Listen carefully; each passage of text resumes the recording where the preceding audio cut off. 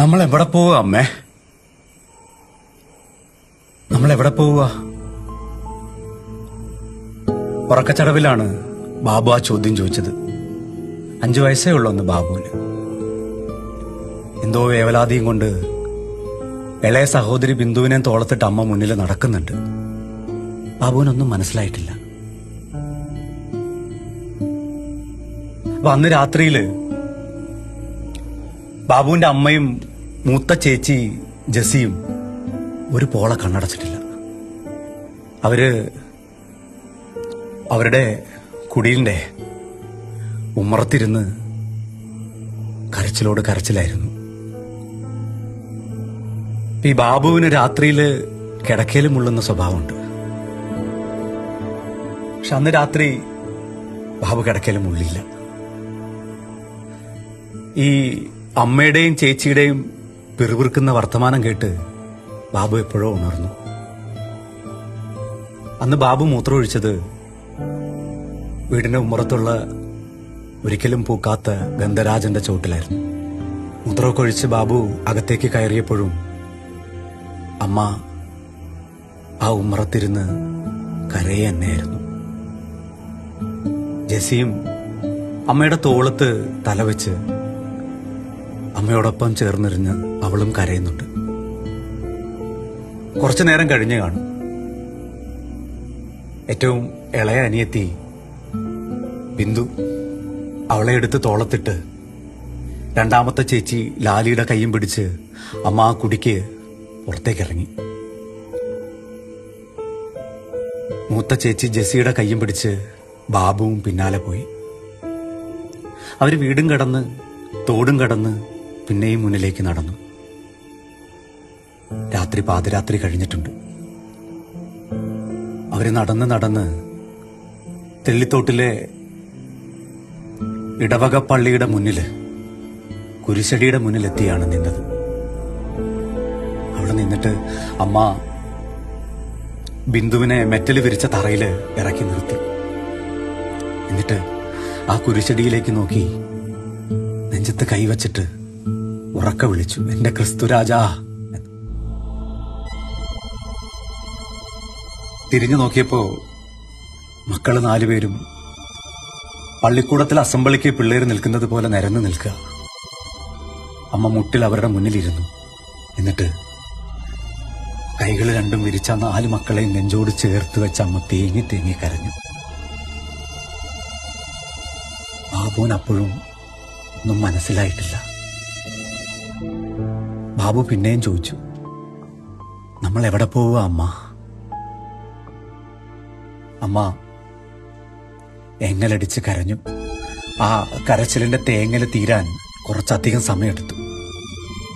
എന്നിട്ട് ആ മുട്ടുകുത്തി ഇരുന്നിട്ട് 2 കൈയും കൊണ്ട് അമ്മ കണ്ണുനീര് തുടച്ച് മുണ്ടിൽ തേച്ചു. എന്നിട്ട് പറഞ്ഞു, എന്റെ പൊന്നുമക്കള് അമ്മച്ചി പറയുന്നത് ശ്രദ്ധിച്ച് കേൾക്കണം. അമ്മയ്ക്ക് എന്തോ പറയാനുണ്ടെന്ന് അവർക്ക് മനസ്സിലായി. പക്ഷെ പറയാൻ വന്ന വാക്കുകളൊക്കെ മുറിഞ്ഞുപോയി. അതൊന്നും മുഴുമിപ്പിക്കാൻ അമ്മയ്ക്ക് കഴിഞ്ഞില്ല.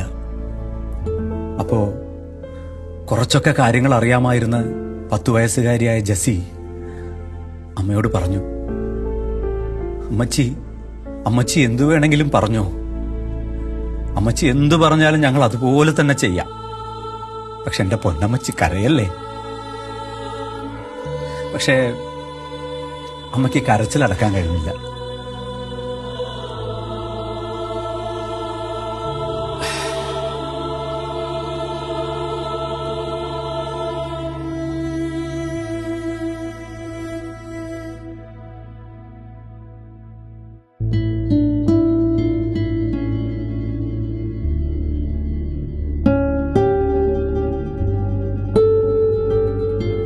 എന്നിട്ട് അമ്മ പിന്നെയും പറഞ്ഞു തുടങ്ങി, നമുക്ക് ആരുമില്ല മക്കളെ, നമുക്ക് ആരുമില്ല. എനിക്കിനി നിങ്ങളെ നോക്കാൻ വയ്യ, എനിക്ക് പറ്റില്ല. അതുകൊണ്ട് നമ്മൾ ഇന്ന് രാത്രി മരിക്കാൻ പോവുകയാണ്. അപ്പൊ ബാബു ഇത് കേൾക്കുന്നത് എവിടെയോ ദൂരദേശത്തേക്ക് അവർ യാത്ര പോകുന്നു എന്ന മട്ടിലാണ്. അമ്മ പിന്നെയും പറഞ്ഞു തുടങ്ങി. നമ്മൾ ഇവിടുന്ന് നടന്ന് കല്ലാർകുട്ടി ഡാമിലേക്കാണ് പോകുന്നത്. അമ്മ ഡാമിലേക്ക് എടുത്ത് ചാടും. എന്റെ പൊന്നുമക്കള് പിന്നാലെ ചാടണം. ജെസ്സി പറഞ്ഞു, അമ്മച്ചി എനിക്ക് വെള്ളത്തിൽ ചാടാൻ പേടിയാണ് അമ്മച്ചി. അമ്മച്ചി ഒരു കാര്യം ചെയ്യണം, ഞങ്ങൾ മക്കളെ ഓരോരുത്തരെയായി ഡാമിലെ വെള്ളത്തിലേക്ക് എടുത്തിട്ടിട്ട് പിന്നാലെ അമ്മച്ചി ചാടിയാ മതി. അല്ലെങ്കിൽ ഞങ്ങൾ ആരെങ്കിലും പേടിച്ച് ചാടാതിരുന്നാല് അമ്മയില്ലാത്ത ഈ ലോകത്ത് ഞങ്ങൾ എങ്ങനെ കഴിയും? ജെസ്സി ചോദിച്ചതാ. അമ്മച്ചി പറഞ്ഞില്ല, എനിക്ക് പറ്റില്ല, എനിക്ക് എന്റെ മക്കളെ വെള്ളത്തിലേക്ക് എടുത്തെറിയാൻ എനിക്ക് പറ്റില്ല എന്നും പറഞ്ഞ് ബിന്ദുവിനെ വീണ്ടും തോളത്തെടുത്തിട്ടിട്ട് ആ അമ്മ കല്ലാർകുട്ടി ഡാമിലേക്ക് നടന്നു. പിന്നാലെ മക്കളും. കുറച്ചു ദൂരം ചെന്നപ്പോ ജെസ്സി വിളിച്ചു പറഞ്ഞു, അമ്മ ഒന്ന് നിന്നേ. അമ്മ നിന്നു. അമ്മച്ചി, ഈ കമ്പിളി കണ്ടത്തും തെള്ളിത്തോട്ടിലുള്ള ആൾക്കാർക്കല്ലേ അമ്മച്ചി നമ്മളെ അറിയത്തുള്ളൂ. നമുക്ക് ദിവസവും ചിന്നാറ് കടന്ന് അക്കരെ ചെന്ന് പിച്ച തെണ്ടി ജീവിക്കാലോ. ഭിക്ഷ തെണ്ടിയാ കിട്ടുന്ന പണം കൊണ്ട് നമുക്ക് കഞ്ഞി കുടിക്കാനുള്ള വക കണ്ടെത്താലോ. നമുക്ക് അങ്ങനെ ജീവിച്ചുകൂടെ? നമുക്ക് മരിക്കണ്ടല്ലോ. അപ്പോ ഇത് കേട്ടതും അമ്മച്ചി ആ ബിന്ദുവിനെ താഴെ നിർത്തിയിട്ട് ഓടി വന്ന് ജെസ്സിയെ കോരിയെടുത്തു കയ്യില്. എന്നിട്ട് തെരുതെരാന്ന് ഉമ്മ വെച്ചു അവരുടെ മുഖത്ത്. ഒരു പക്ഷേ ഒരു 10 വയസ്സുകാരിക്ക് മരിക്കാനുള്ള ഭയമായിരുന്നിരിക്കാം അവളെ കൊണ്ട് അന്ന് അങ്ങനെ പറയിച്ചത്. അതുമല്ലെങ്കിൽ എങ്ങനെയെങ്കിലും ജീവിക്കണം എന്നുള്ള അവളുടെ കൊതിയായിരിക്കാം. എന്തായാലും ആ രാത്രിയില് മക്കളെയും ചേർത്ത് തിരിച്ചു നടക്കുമ്പോ അമ്മ മനസ്സിലെങ്കിലും വിചാരിച്ചു കാണണം, ഒരു നേരത്തേക്ക് തന്റെ ഉള്ളിൽ തോന്നിപ്പോയ ആ പൊട്ട ബുദ്ധിയെക്കുറിച്ചോർത്ത് കുറച്ചെങ്കിലും നീരസം. അപ്പൻ കുറച്ച് നാളുകൾക്ക് മുമ്പ് ഒരിക്കലും ചെയ്യാത്ത ഒരു കൃഷിക്ക് വേണ്ടി എടുത്ത ലോണാണ്. അതിന്റെ തിരിച്ചടവ് മുടങ്ങി. അതിന്റെ പലിശയും കൂട്ടുപലിശയും ഒക്കെ ചേർന്ന് ഇപ്പൊ ഏതാണ്ട് 1300ഓളം രൂപ തിരിച്ചടയ്ക്കണം. അത് തിരിച്ചടയ്ക്കാൻ കഴിയാതെ ബാബുവും ഇളയ പെങ്ങള് ലാലിയും ഒക്കെ മുറ്റത്ത് ചുട്ടുകൂട്ടിയ മണ്ണപ്പങ്ങൾ ചവിട്ടി ഞെരിച്ച് അപ്പം കടന്നുപോയി. അങ്ങനെ ഒരു ദിവസം ബാങ്കിലെ ജീവനക്കാരും കാക്കി കളസമിട്ട പോലീസും പിന്നില് ഡ്രമ്മുകൾ അടിക്കുന്ന കുറെ മനുഷ്യരുമായിട്ട് ഈ വീട് ജപ്തി ചെയ്യാൻ ചെള്ളിത്തോട്ടിലേക്ക് ബാബുവിന്റെ വീട്ടിലേക്ക് ഒരു സംഘം ആൾക്കാർ വന്നു. അപ്പോ എങ്ങനെയൊക്കെയോ വരുന്ന 3 മാസത്തിനുള്ളിൽ പലിശയെങ്കിലും അടച്ചു തീർക്കാമെന്ന് ആ പാവം അമ്മ അവരെ പറഞ്ഞ് ബോധിപ്പിച്ചിട്ടാണ് അവരെ പറഞ്ഞയച്ചത്. പക്ഷെ അവർക്കതിന് കഴിയുമായിരുന്നില്ല എന്ന തോന്നലാണ് ആ രാത്രിയില് ആ മക്കളെയും കൊണ്ട് മരിച്ചേക്കാം എന്ന് ആ അമ്മ ഒരു തീരുമാനമെടുത്തത്. ഈ കഥ കേട്ടപ്പോൾ എനിക്ക് വളരെയധികം വിഷമം തോന്നി. കാരണം ഇതൊരു കഥയല്ല എന്നുള്ള തിരിച്ചറിവാണ്. ഈ കഥയിൽ പരാമർശിക്കുന്ന ജീവിതങ്ങൾ ഇപ്പോഴും നമ്മൾക്കിടയിൽ തന്നെ ഉണ്ട് എന്നുള്ള ആ ഒരു സത്യം, അത് ഓർക്കുമ്പോഴാണ് ആ വേദനയുടെ ആഴം കൂടുന്നത്. ഒരു കഥയുണ്ട്, ശ്രീ ബാബു അബ്രഹാം എഴുതിയ കമ്പിളി കണ്ടത്തെ കൽഭരണികൾ. ഈ പുസ്തകത്തിന്റെ ആദ്യത്തെ അധ്യായം ഭയങ്കര രസമുള്ള ഒരു കാഴ്ചയാട്ടോ. അത് തുടങ്ങുന്നത് ഇങ്ങനെയാണ്: 1950കളുടെ ആരംഭം. മനോഹരമായ ഒരു സമയത്തെ കുറിച്ചിട്ടാണ് പറയുന്നത്. ഏത് കാടിനോടും കാട്ടാനകളോടും ഒക്കെ പടവെട്ടി ജീവിതം എങ്ങനെയെങ്കിലും ഒക്കെ ഒന്ന് കരുപ്പിടിപ്പിക്കണമെന്ന് കരുതി കോട്ടയത്തു നിന്നും തൊടുപുഴയിൽ നിന്നൊക്കെ ഉള്ള മനുഷ്യര് ഇടുക്കിയിലെ മലയോര പ്രദേശങ്ങളിലേക്ക് കുടിയേറിയ സമയം. അപ്പൊ അവര് കാടൊക്കെ വെട്ടിത്തെളിച്ച് മണ്ണ് കിളച്ച് കൃഷി ഇറക്കി മണ്ണില് അധ്വാനിച്ച് അന്നന്നത്തെ ജീവിതം പരസ്പരം സഹായിച്ചും കൊടുത്തും വാങ്ങിയും ഒക്കെ കഴിഞ്ഞുകൂടുന്ന ഒരു കാലം. കള്ള് ഷാപ്പുകളില്ലാതിരുന്ന, ചാരായ ഷാപ്പുകളില്ലാതിരുന്ന അന്നൊക്കെ അവിടെയുള്ള മനുഷ്യര് സ്വന്തം വീടുകളിൽ അവർക്ക് ആവശ്യമുള്ള ചാരായം മാറ്റി പരസ്പരം കൊടുത്ത് ലഹരി നുണഞ്ഞിരുന്ന ഒരു കാലം. ഈ ഓണത്തിനും ക്രിസ്മസിനും ഒക്കെ പോത്തിനെയും പന്നിയെയും ഒക്കെ കൊന്ന് ഒട്ടയിലയില് അതിന്റെ ഇറച്ചിയൊക്കെ പരസ്പരം പങ്കിട്ട് ഒരുമിച്ചിരുന്ന് കഴിച്ച് പോന്നിരുന്ന ഒരു കാലം.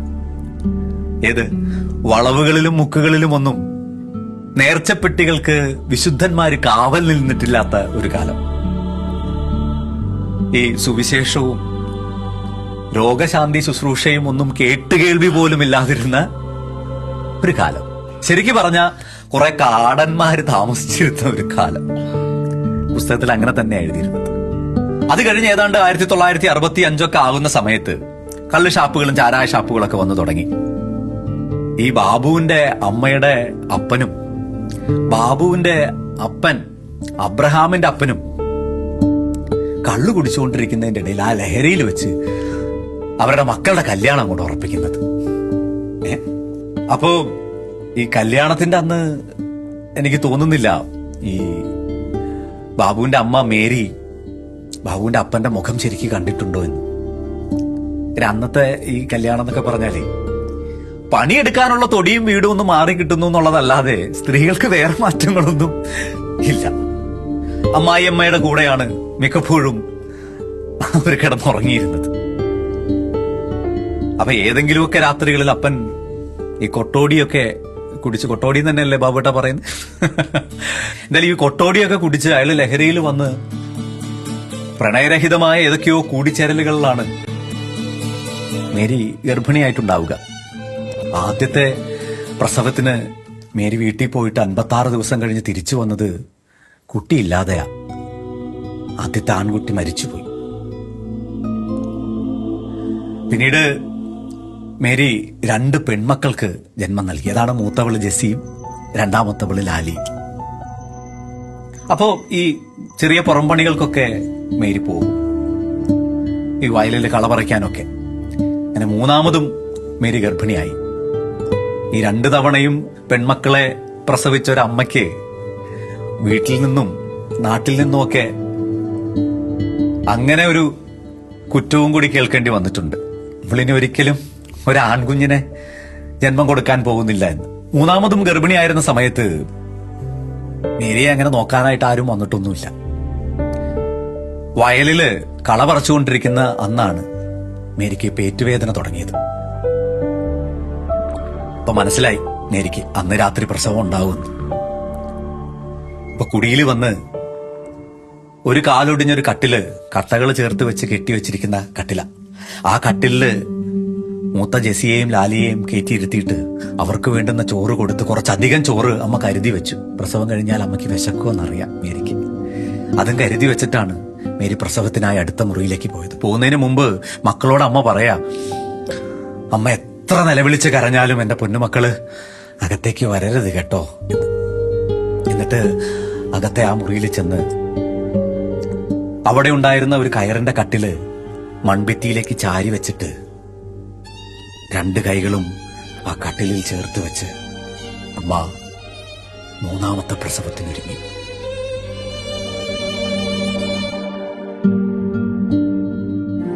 അപ്പോ ആരോ പറഞ്ഞ് അബ്രഹാം കൊച്ചെന്നാ വിളിക്കുന്ന മൂപ്പരെ, കൊച്ചറിഞ്ഞിട്ടുണ്ട് അമ്മയ്ക്ക് പ്രസവവേദന തുടങ്ങിയെന്ന് മേരിക്ക്. അത് കാരണം അച്ഛനന്ന് 8:30 തന്നെ വീട്ടിലെത്തി, രാത്രി 8:30 തന്നെ എത്തി. അപ്പോ മേരിയുടെ നിലവിളിയും കരച്ചിലും ഒക്കെ കേട്ട് അബ്രഹാം പെട്ടെന്ന് ആരെങ്കിലുമൊക്കെ വിളിക്കാൻ വേണ്ടി ഓടാനിറങ്ങി. തൊട്ടടുത്ത ഒരു വാറ്റവര പണിക്കെത്തിയാണ് പേരെടുത്തിരുന്നതെന്ന്. അവരെയും വിളിക്കാൻ വേണ്ടിയിട്ട് അദ്ദേഹം ഇറങ്ങി ഓടിയപ്പോ ആ ഓടുന്ന ഓട്ടത്തിലും മേരി വിളിച്ചു പറഞ്ഞു, ആ ഇടയ്ക്ക് അവിടെ തുടങ്ങിയ ഈ ഹെൽത്ത് സെന്ററിലെ നഴ്സിനെ വിളിക്കണ്ടാട്ടോ എന്ന്. കാര്യം കഴിഞ്ഞ പ്രസവം എടുക്കാൻ അവർ വന്ന് വെറുതെ നോക്കി നിന്നിട്ട് 5 രൂപ അവർക്ക് കൊടുക്കേണ്ട വന്നു. വെറുതെ നോക്കി നിന്ന് 5 രൂപ കൊടുക്കാനില്ലാത്തത് കൊണ്ടാണ് മേരി ആ നോവിലും അങ്ങനെ വിളിച്ചു പറഞ്ഞത്. അപ്പം പോയി വാറ്റുവര പണിക്കെത്തിയെ വിളിച്ചുകൊണ്ട് വരുമ്പോഴേക്കും മേരി പ്രസവിച്ചു കഴിഞ്ഞിരുന്നു. വാറ്റുവര പണിക്കെത്തി വന്ന് പൊക്കിൾ കൂടി അടുത്ത് ആ കുഞ്ഞിനെ ബോധം കെട്ടുറങ്ങിയിരുന്ന മേരിയുടെ അടുത്ത് കിടത്തുമ്പോ പറഞ്ഞു, മേരി, ഒരാൺകുഞ്ഞാണ്.